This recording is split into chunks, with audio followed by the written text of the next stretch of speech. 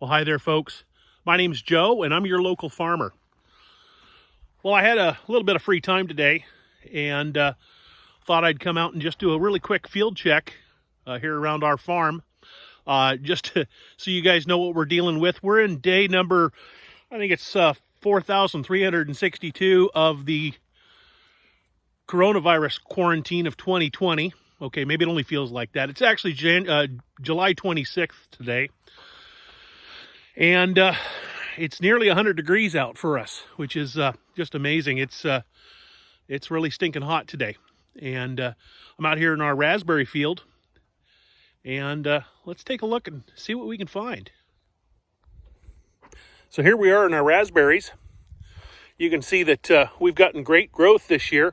You can look down the row. Trust me, guys, right down there, that's an open row between the berries. Where it was before it overgrew. The nice thing is, if you look here, I don't know if you guys have in your area, we have what's called Himalayan blackberries. They're a non-native species or an invasive species of blackberries that have come in, and they are just full of thorns. But look at that guy. There's not a thorn on him. And this is a special variety, you know. There's some people that really talk down upon, you know, like hybridization and that kind of stuff. And you know, it makes farming so much easier. You know, we've literally just, all we've done is bred out the thorns. So here you see we've got beautiful oh, just fell right off in my hand there. We're gonna have to taste him. Yep, he tastes good. Yep, got some more down here. I don't know when the last time our crew was through this, you know, this particular row at least, to pick. They're out here almost daily pecking. You can see we've had some go bad right on the vine. So, you know, we'll do what we can. Let's take a look here. Just looking for any bugs, creepy crawlies, any critters. We've got a little critter we fight here. It's called a spotted wing Drosophila. Okay, instead of throwing him on the ground, I got to eat him too. I do a lot of that, by the way. But yeah, we've got this little bug we're fighting called a spotted wing Drosophila. It's that's related to a fruit fly. It's a vinegar fly, they call it. And they go to work and lay their eggs in soft-skinned fruit, particularly berries. And so we always have to be aware of, we call it pressure. You know how much... We use the word pressure on the farm. I mean, all farmers do. So it isn't just about, you know, do you have bugs? Because you're always going to have bugs. It's how many. How many, you know, what population are we talking? You know, is there a large population or a small population? The nice thing about being a direct market farm is there's a lot of times where we say, yeah, we've got you know, bugs, or we've got Drosophila. But is it enough of a problem that we have to worry about it? You know, do we have to spray for them? There's an awful lot of times we just say, no, we don't. An awful lot of times we just say, you know what? We've got some, but they're very, you know, very low pressure. And we'll just continue growing, you know. We'll spray when they get bad, but the nice thing is that unlike a lot of commercial farms, we'll only spray when we need to. A lot of guys are left spraying all the time just because they can't run the risk of getting them in their crop. In fact, if you look right here, you'll see that little Dixie cup on that fence rail. That's actually a Drosophila trap. I happen to know this is what we use to trap for them. And from time to time, we'll come in here. Let's see if we can pull the top off and take a look. And, oh, that one's dry. Usually when we're using them, we'll put a liquid in there that attracts them.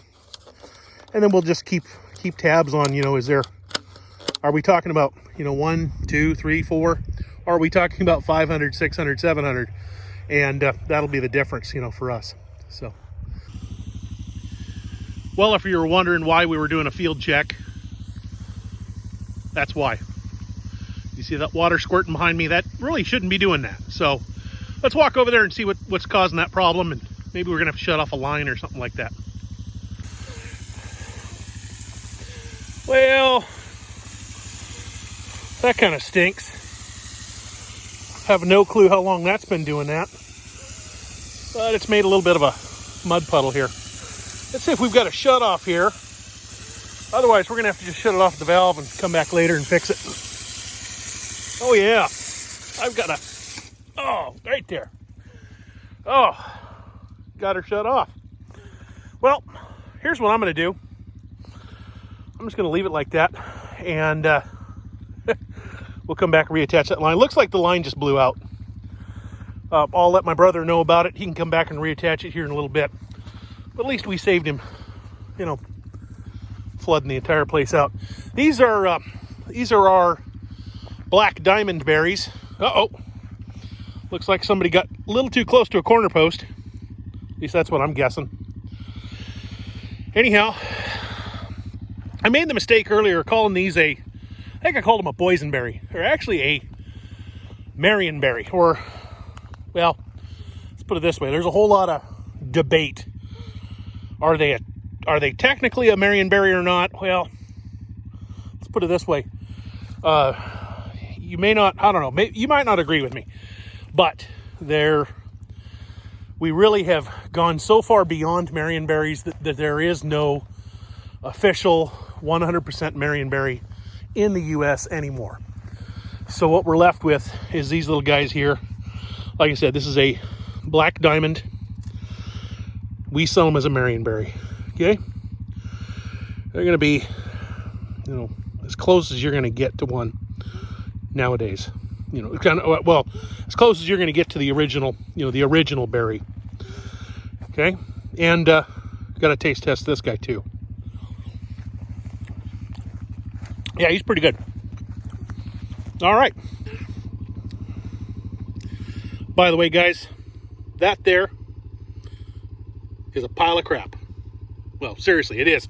It's a whole bunch of horse manure. We have several horse facilities around here that bring us piles and piles of horse manure. And during the winter, we'll apply those to our fields. So, helps us cut down on our fertilizer costs. And it helps them get rid of their manure. That's it's a win-win for us, because if we weren't using it, then they'd have to come up with some way to get rid of it, and they really don't have a way to get rid of it.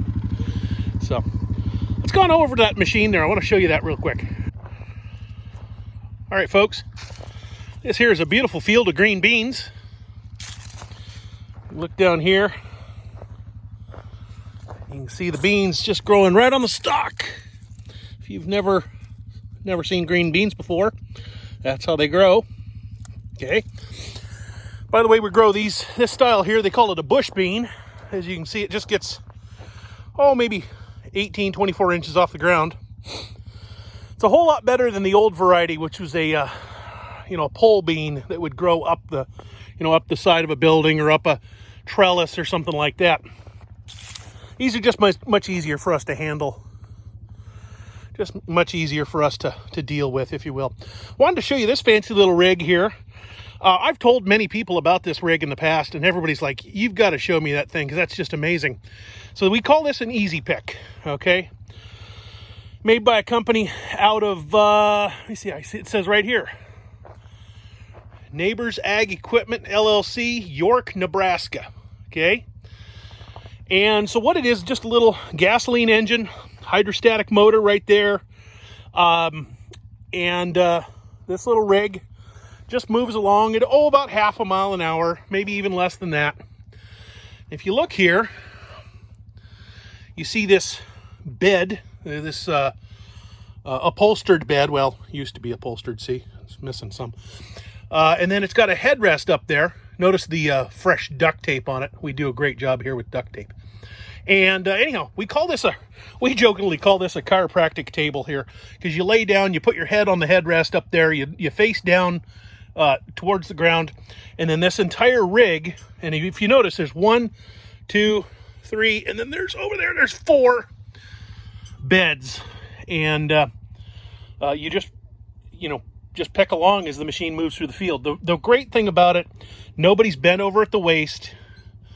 Nobody's back is hurting. You can just lay on the machine, and the machine just moves along. The only thing I see missing here, there's usually a radio hanging here playing mariachi music or something like that. And, don't get me wrong. This is not working on the Easy Pick may not be considered a fun job, but the guys like knowing that we have this machine. This makes their job tolerable. You can see it's got a sunshade over the top. Well, a sunshade over the top, and then when it rains, it's a rain shade or a umbrella. And so you can stay dry, almost stay cool, and just pick along. You see the boxes that are all stacked up here, by the way. Those are the boxes we'll pick into. And what they'll do is after they're done filling a box, they'll set the box down in the row. Hopefully not this row, because it'll go right under the tire. But they'll set the box down in the row, and then as the machine continues to move through the field, the box will be left sitting in the row for somebody else to come pick up and haul back to the farm. So this is like I said, this is our Easy Pick machine. Like I said, it's a real race car. It'll do all of about 1.5 miles an hour. So the worst problem is every couple of months we'll have a reason to have to take it clear back to the farm, which is way over there. And I've had to do it before. I think it takes me about 45 minutes to do from all the way out here. So anyhow, well, let's continue on. Well, here we are next to our first year strawberry field.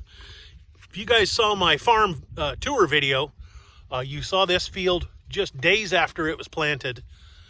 And I went around and found a couple of strawberry crowns for you, just poking out of the ground, peeking out of the ground, a little leaf here and there. And if you can look at it now, they're really starting to establish well.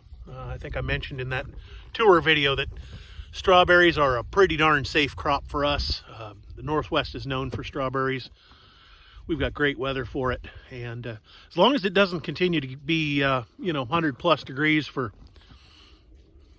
a week or more, these should do just fine. We will be giving them a little bit of water. You can see some irrigation running just up on top of the hill. Just up above us here, there's some sprinklers running. By the way, we call that hand line.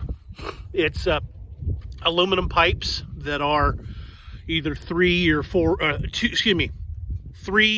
2 inches in diameter, 40 feet long pieces, and we link them together. I call it like a big erector set. They just clip together is all, and obviously hollow throughout with a plug on the end. And then when the water pressure's up, you get, what is that there? I think probably 12 or 14 heads of irrigation running all at once. So over here, this will be fun for you. Those of you looking to come to Pumpkin Patch this year, there is our pumpkin patch. I think we're going to have another field beyond this, but this field right here measures almost exactly 20 acres. Okay, so this is 20 acres of our pumpkin patch. There will probably be more. You can see they're starting to fill in, between the rows. I was telling some folks here just the other day that I find it hilarious that pumpkins, it'll take them 3 weeks to get, say the size of my fist, and then another week and they're huge. So especially with this heat, I'm not saying that pumpkins love heat, but they definitely do react to it. And so this week they are going to jump huge. And in fact, I'll lay you bets that in just 5 days, you will not be able to tell rows, where the rows are, because these things will just overgrow. So here in the next couple of weeks, we're going to be just pouring the water to them, and they'll be setting fruit here real soon. So just keep your fingers crossed. Hopefully we're able to have a very good pumpkin patch this year. We're still a little curious how this whole coronavirus, COVID-19, is going to affect our pumpkin patch, but we're dead set on having a pumpkin patch. It just may not resemble exactly what it has in the past. So keep tuned. Stay tuned. We'll keep you informed on it. Well, the blueberries seem to be doing really well. Can't tell if these rows have or have not been picked yet. Usually we'll come through and pick them at least twice or maybe 3 times. We pick primarily by hand. We have talked about picking blueberries with a picking machine. It would save us some labor and stuff like that, but the problem is it is going to damage some berries. So it's a toss-up for us. You know, do we damage some berries and pick with machine and reduce some costs, or do we keep our quality extremely high and pick by hand? And, you know, right now quality's winning out. I mean, our customers aren't complaining about the price, and our quality is staying really high. It's a nice thing about being a direct market farmer is how do I want to say this? We don't deal with the exact same economics that the commercial or conventional farmer does, the commodity farmer, shall we say. All right, here we are at the edge, the northern edge of our sweet corn field. Actually, I'm just across from the blueberries. I forgot to go over and mention this. So here we are at our sweet corn field, and you can look down the row here, and you notice that we get to a block, and then it gets taller, and then another block, and it gets taller, and another block, and it gets taller. What we do is we plant, I don't even remember how many rows these are. I think 16 rows or something like that. And that's going to be, a planting. When I say a planting, I mean, all of that's going to mature all together, that's 16 rows. And I apologize, I may be wrong. It may be, 18, it may be 20, I don't know. But that there, we usually shoot for about 2 acres. So that 2 acre parcel is all going to mature at once. Well, maybe it's 1 acre, I don't know. Anyhow, it's all going to mature at once. But if you go clear up to the top and start working back, what you realize is about every 2 weeks, we go in and we plant another, let's say 18 rows. So we planted, one planting, and then the next planting, and the next planting, and the next planting. And we do that for a big reason. What we don't want to have is all, let's call this 10 acres. We don't want all 10 acres to come ripe all at once. We want it to be spaced out, so that's how we do it. We start as early as we can. The general rule is we don't even have really a start date. We just find a window when it stops raining, and we just start planting as early as we can. And then from that date, every 2 weeks after that or so. Don't quote me on that, because it doesn't quite work that way. We got to dodge rain showers and other events that go on at the farm. But that's how we do our sweet corn. We should be picking sweet corn here real shortly. We'll go up to that other side up there and see how soon we'll open an ear up and see how soon we should be able to start harvesting. Well, I don't know how many of you did see my farm tour video, but I stood right about here in this field and pointed the camera down and looked at some little baby corn plants that were in the ground. And then I even put in there a little caption that said, we tried to plant this corn super early and it didn't work. We had to plow it out. Well, I'm sorry folks, but I lied to you. I really did. I lied to you.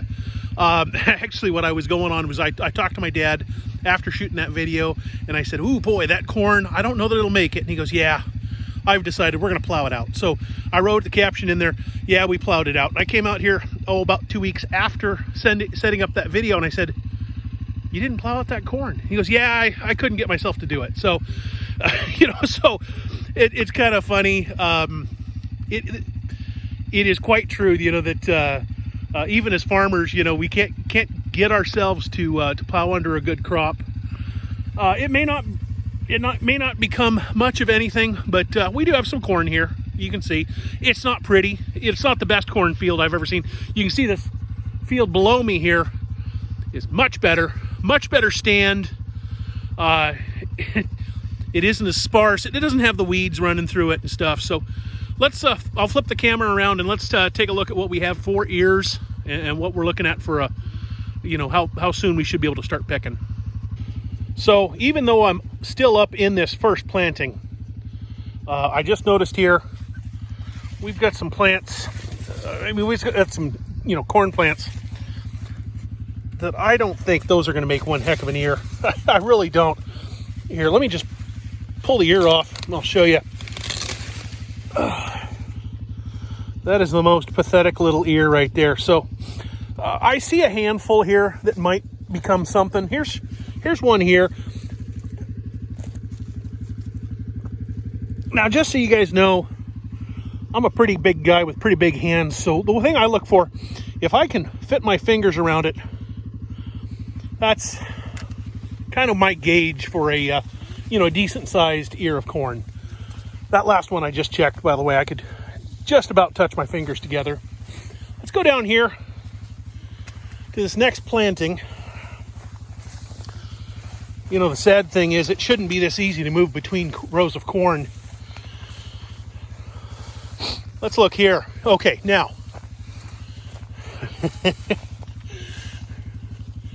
That's a little bit better. Okay. All right, I've said before, I'll say it again, I'm about 6'3". So this is eye level. This is about 5.5 foot is where I've got the camera at. That makes the top of these corn about 7 foot high. Okay. So this is some really nice corn. Okay. This first planting, a little less so. And the funny thing is, this first planting, I'll lay you bets, this first planting was planted 3 weeks ahead of the second planting. So it goes to prove that planting date is not necessarily the only factor you have to consider, okay? All right, here we have some more hand line running. I was telling you guys about this earlier. Let's see if we count how many heads there are. Okay, so we got 1, 2, 3, 4, 5, 6, 7, 8, 9, 10, 11, 12, 13, 14, 15, 16, 17 heads. So 17 heads of irrigation. Let's call them about, you know, 3 gallons per minute that they're running. I don't know that they are running 3 gallons per minute. Let's call it 3 gallons. So what is that? 50 some gallons per minute, 60 gallons per minute, something like that. And as long as it's running well, I got to tell you, I could sit out here and just watch this all day long. It's just kind of mesmerizing just to watch this go. So, still more pumpkin patch here. This is, like I said, this is going to be pumpkin patch this year. Don't know how this is going to work. We always fight with this. We've got a lot of elevation in our farm. And so, well, I shouldn't say if, when it starts raining in October, this is going to be slick. So I don't know. We've never had a pumpkin patch that we had to close down because of mud, but it always, let's just say it always makes things interesting. Just happened to be walking past our pipe trailer here, so I thought I'd show you guys what that hand line looks like that I kept talking about. You can see here, it's an aluminum pipe, 3 inches in diameter. Okay. In fact, I got a great view right here. Here's a female receptacle end. Okay. And a male end that goes into it with a little latch. The latch lays over the bump and keeps them from coming apart. So here we go. 40 foot long. Oh, none of these have a sprinkler head on them. But this is our trailer we used to move them around with. Well, folks, I almost made a big mistake. I was coming down the hill towards this field, and I was going to stop at the other end. I pulled over, and I just about stopped, and I realized, you know what? There's shade down here. So I always like to say I may be dumb, but I'm not stupid. I went down to the shade, and boy, is it nice down here. So anyhow, this is our cole crop field, or one of our cole crop fields. I'll show you another one here real soon. You can see how we plant our cole crops, 4 rows wide between tire tracks. Okay, You can see I'm walking right here. This is a tractor tire track that'll run through the field, and then another one over there, another one there, you know. Anyhow, you can always tell cole crops, at least I can, because they always have kind of a dark green, almost waxy leaf to them. I don't know what that's going to be, but it'll probably be either cauliflower or broccoli, possibly cabbage. You know, you can make fun of me that I can't tell the difference, but the reality is, until they get nearly full grown, they're not going to look much different. But anyhow, this field, the thing that we know to be true about cole crops is that they all have almost identical care instructions. So for us, we're going to plant, you know, broccoli, cauliflower, cabbage. Over here we've got some lettuce. I can tell this is some like butter crunch lettuce or something like that. All of those, they're all going to have similar care instructions. Kale, by the way, also. And so we don't even bother trying to separate them. We just plant them all together because, like I said, the care instructions are identical. And yeah, that's pretty much it. Now, let me ask you guys this. What is this plant in the middle of our lettuce field? Well, I don't remember if that's I'm trying to remember what we had here last year. I think that's a pumpkin, okay? But in this case, we're going to call it a weed, because the simple version of a weed is just simply a plant that doesn't belong. So I'm going to pull him up, get rid of him. You can see we've got pumpkin plants all over here. And in fact, I'm almost certain of it now that I now think back about last year, is that yes, this was pumpkin patch last year. So you can see we've got pumpkin plants, excuse me, that are just coming up. We call those volunteer, by the way. Volunteer just means they did it on their own. You know, they did it without any planting from us. So anyhow, you can see beside this, we've got another planting of cole crops. These are real young, and in fact, it looks like we're going to need to get water on these really quick. Or maybe we already have, and we're just trying to get them to perk back up. I see, if you look over at that wheel track, you can see dark soil. So I'm guessing they probably actually just got water on them. So anyhow, see some plants over there, look like little, almost like grass. I'm guessing those are going to be leeks or something like that. We don't do onions, so I don't think it's onions. It's probably leeks. So anyhow. And then I also wanted to show you guys this. If you look over there, you see beehives. We've actually got two different beekeepers that keep hives on the place. I know a lot of people are really worried nowadays about pollinators, and we are too. And so we don't have unlimited space for as many beekeepers as want to come out, you know. But we do have several that do have hives on the place.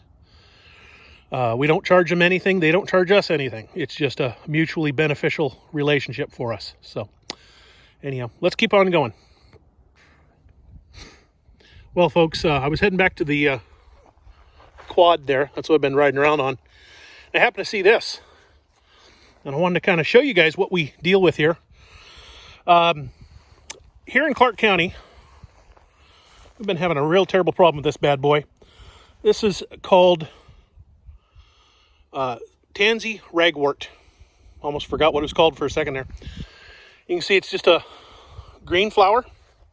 It is a biannual, meaning that if the seeds land in the ground, it'll grow as a small floret 1 year. That means just a little flower on the ground. And then the second year, it'll actually grow up and produce seed. Okay. I've never counted, but I've been told there are 13 little petals on every single flower. That dark yellow or brown center with yellow flowers on the end. Okay, there's one. There's one. Okay. Now, what's important about this guy is that he is toxic to animals. Not dogs and cats, by the way. They don't want to eat them. But horses and cows. And goats and pigs and sheep and stuff like that. So, We started a program many years ago. I don't even know when it was. I think it was in the 70s. That they introduced a moth called the cinnabar moth, and his little caterpillar, the caterpillar version of the moth, is actually a cute little guy. Orange and black striped, looks tiger striped. So if you see one of these plants and he's got a little orange and black caterpillar crawling up and down him, and usually you won't see one, you'll see 3, 4, 5 of them. Those guys are supposed to be there. You just leave them be, because what we have is that cinnabar moth, for some reason, only eats tansy. Why that is, I don't know. I don't know the specifics behind it. But what we found is that there's a cycle. I don't know if it's a 10-year cycle. I don't know if it's a 7-year cycle, but there's a cycle. What happens is our population of tansy will go way up, okay? And then when it hits a peak, the cinnabar moth population will go up. Then they'll start eating the tansy back, and the tansy population will drop. But once all the tansy population drops, then the cinnabar moth population drops. And so, like I said, there's this cycle. Right now, we're at a real peak. There's a whole lot of tansy ragwort in this county. And I've seen cinnabar moth caterpillars this year, but not a whole heck of a lot of them. So if you see those guys around, you make sure you tell them they're doing a great job, okay? So here we are at the northwest corner of what is going to be our corn maze this year. Okay, I may have mentioned it before. We're probably looking at about 6.5, maybe 7 acres of corn maze ground. If you look, we've got some solid stripes going up the hill here.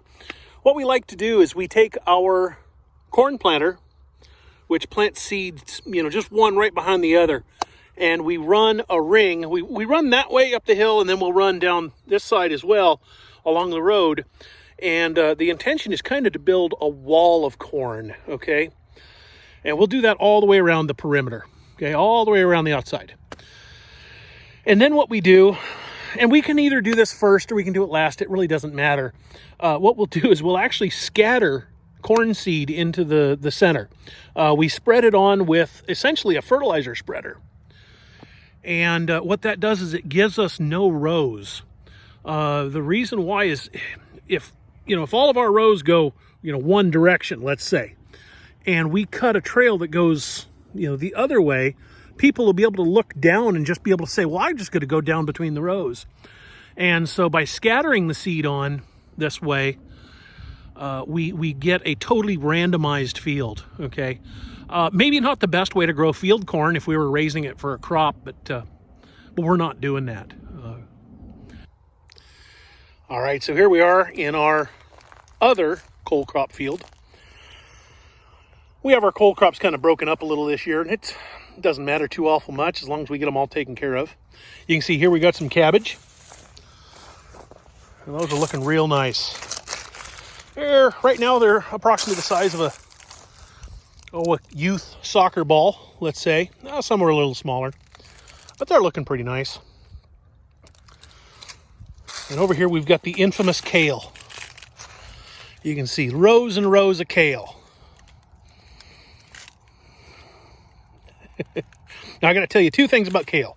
Number one, I'm going to let you guys in on a bit of a chef's secret about kale. Okay, now I want you to listen real close here. The secret to kale is coconut oil, okay? Use coconut oil. That's right. You put a little bit of coconut oil on that kale and it'll just slide right into that garbage can. You just put your fork on that plate and it just zips off that plate right in the garbage can. Hope you guys are finding that funny because I find it hilarious myself. The other thing is, if you guys remember, it was a couple years ago that kale was the it crop. I mean, that was what everybody wanted. It was a superfood. It was an antioxidant. It cured cancer. It cured the common cold. Heck, maybe it cures coronavirus. I don't know. But everybody insisted, oh my God, are you going to plant enough kale? Are you going to have enough kale? And so I want to say we went the very next year and we doubled our kale operation, our kale planting. Okay. guess what happened, guys? Nobody bought kale. Or, well, I shouldn't say nobody bought any more kale. So it's funny. You got to be real careful about people saying, you know, oh, this is the next trend. Because what happened to us is, and don't get me wrong, we didn't go out and plant 40 acres of kale by any means, but people said, oh my God, we're going to, you know, everybody's going to be eating kale next year. The reality was, you know, we had a 20% increase. That was about it, you know. So I'm not saying kale's bad. It's good for you, I suppose. I eat it sometimes. But the reality is, you know, we need to be a little bit more open-minded than just saying, oh, look, you know, some celebrity said that they've switched over to a kale only diet. It doesn't quite work that way. So let's keep going here. All right, guys, here we have more pumpkin patch. This is usually well, I should say, I can guess from years past, we always plant a small patch for our school groups that we have come in. And we seed it with plants, or with the pumpkin plants that are going to grow smaller pumpkins, okay? The reason why is we can't have kids coming in from an elementary school, you know, who are second, third graders, and have them trying to pack out a 60-pound pumpkin, you know. So all of these are going to be, we're going to have 3 or 4 varieties in here, but they're all going to be throwing a pumpkin that's only, you know, maybe 10, maybe 12 pounds, something like that. Here's our tomatoes. We'll be there in just a second, but I wanted to show you, this is our pepper plants here. And this is what this plastic covering on the beds is really great for. Like I said, today's just shy of 100 degrees. Maybe it did hit 100, I don't know. Okay. But these are some beautiful peppers. That black plastic is really helping to increase the temperature in the bed. This here is, let me see if I can, oh, okay, a Hungarian wax pepper here that we're growing, okay. Next to those is a yum yum pepper. Oh, I love those. They aren't turning colors yet, but they will. Here we are. By the way, I'm a real big wuss when it comes to peppers. So these yum yum peppers, they're about my style. I like just a nice sweet pepper with almost no heat. I can just chew them all, or just, you know, nibble them all day long. Some jalapenos there. I know I said that wrong. I always say it wrong for my kids because I'm a dad. Some Thai peppers. What do we have here? Looks like this might be some eggplant, but I'm not positive. Anyhow, oh, here we are. Got some cucumbers. Now these are going to be slicing cucumbers here, and not our. Oh, looks like these are actually zucchini. Zucchini here. Probably some yellow squash and like down there. Let's go back over and take a look at our tomatoes. I don't see any red tomatoes yet. We're still pretty early in our year. Being in the Northwest, we won't see really good tomato production until August. But we're getting close, I'll tell you.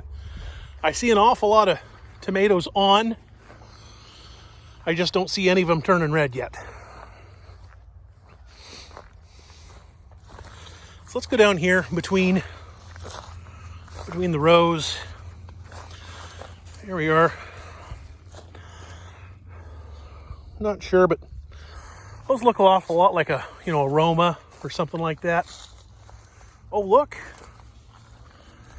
Oh shoot, I'm gonna screw this up. I don't remember what that's called. Oh, tomatillo, isn't it? I think.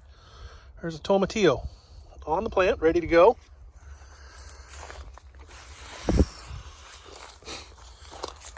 More tomatoes.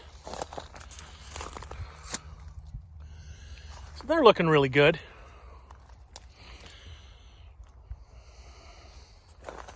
Don't see anything terribly bad.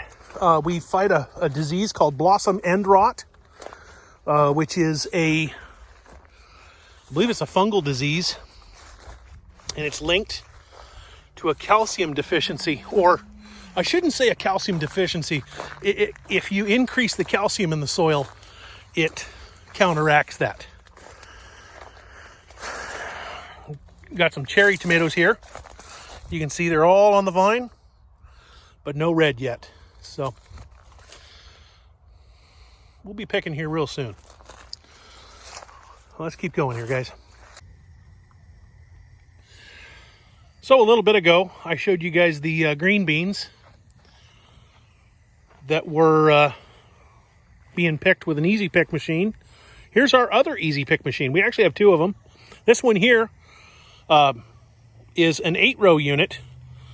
It has 2 additional rows on one side and 2 additional rows on the other side, and we can take them off. And so you see here, we have taken them off. Now we're only running it as a 4-row unit. The other unit only runs as a 4-row unit. And you can see what we're picking here is cucumbers. We have, well, you can see they've gone to work and picked and thrown out in the field a whole bunch of the big cucumbers. These are all pickling cucumbers, by the way. We will raise one variety of cucumbers for slicing cucumbers and a whole different variety for pickling cucumbers. And so that's what we have here is pickling cucumbers. They will pick all of the big cucumbers off the vine, because otherwise they're just going to continue to take more energy from the plant.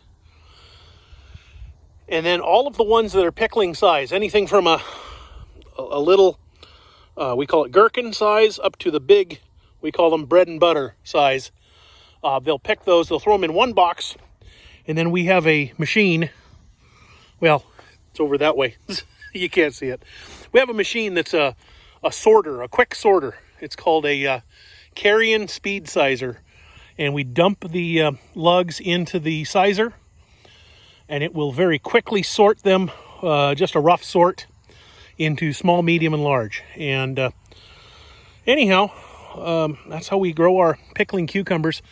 You can see clear up over the hill, down the other side. I'm not going to go back over there right now, but we raise a whole lot of cucumbers. I don't know how many total tons of cucumbers we'll sell in a year, but I know this is we can sell over 1,000 pounds in a day pretty easily. So, well, folks, thanks for coming with me on this real quick farm tour. It wasn't so much a tour as it was just a field check. Like I was saying, we're just looking for problems, things that stick out, things we may need to fix. You know, if we've got major weed issues, if we've got, bugs, problems with the irrigation, stuff like that. So thanks for coming along with me, and hopefully I'll be doing another video here real soon. Thanks a lot and have a great day.